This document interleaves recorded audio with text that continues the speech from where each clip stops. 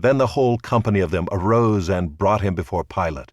And they began to accuse him, saying, "We found this man misleading our nation and forbidding us to give tribute to Caesar, and saying that he himself is Christ, a king." And Pilate asked him, "Are you the king of the Jews?" And he answered him, "You have said so."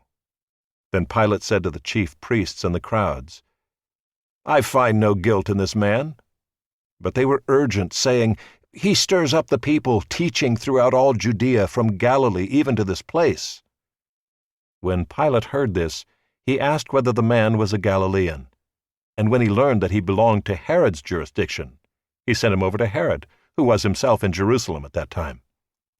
When Herod saw Jesus, he was very glad, for he had long desired to see him, because he'd heard about him, and he was hoping to see some sign done by him.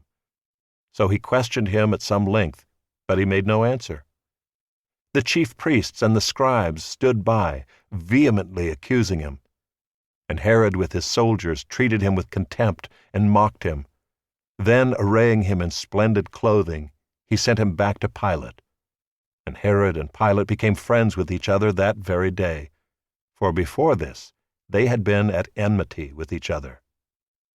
Pilate then called together the chief priests and the rulers and the people, and said to them, "You brought me this man as one who is misleading the people, and after examining him before you, behold, I did not find this man guilty of any of your charges against him.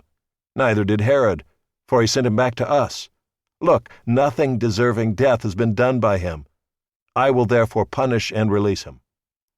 But they all cried out together, "Away with this man, and release to us Barabbas," a man who had been thrown into prison for an insurrection started in the city and for murder. Pilate addressed them once more, desiring to release Jesus. But they kept shouting, "Crucify, crucify him!" A third time he said to them, "Why, what evil has he done? I have found in him no guilt deserving death. I will therefore punish and release him." But they were urgent, demanding with loud cries that he should be crucified, and their voices prevailed. So Pilate decided that their demand should be granted. He released the man who had been thrown into prison for insurrection and murder, for whom they asked, but he delivered Jesus over to their will. And as they led him away, they seized one Simon of Cyrene, who was coming in from the country, and laid on him the cross to carry it behind Jesus.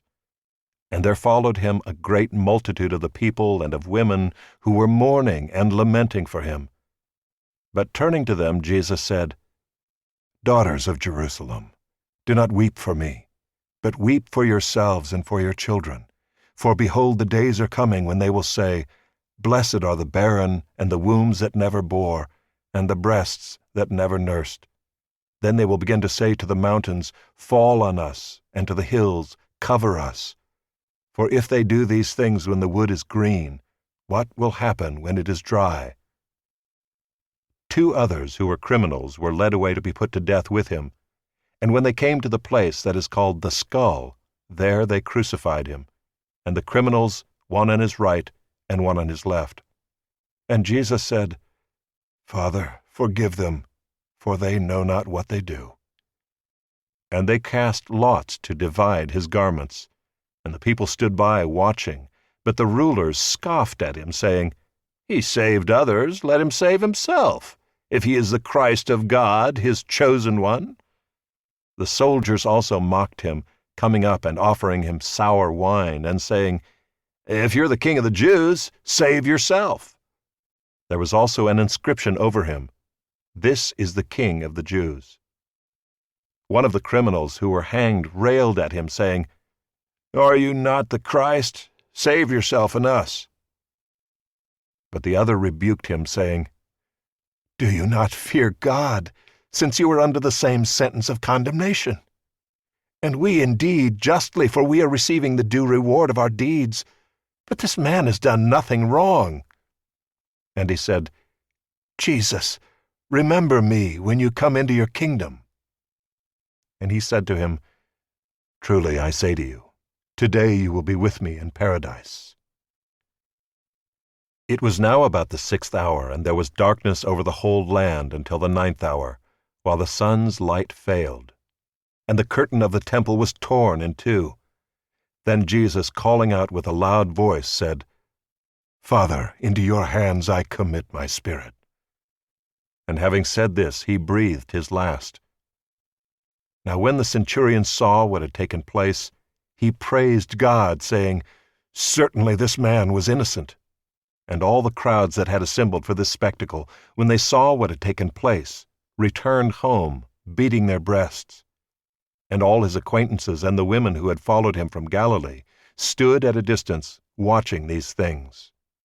Now there was a man named Joseph from the Jewish town of Arimathea. He was a member of the council, a good and righteous man, who had not consented to their decision and action, and he was looking for the kingdom of God. This man went to Pilate and asked for the body of Jesus. Then he took it down and wrapped it in a linen shroud, and laid him in a tomb cut in stone, where no one had ever yet been laid. It was the day of preparation, and the Sabbath was beginning. The women who had come with him from Galilee followed and saw the tomb and how his body was laid. Then they returned and prepared spices and ointments. On the Sabbath they rested according to the commandment.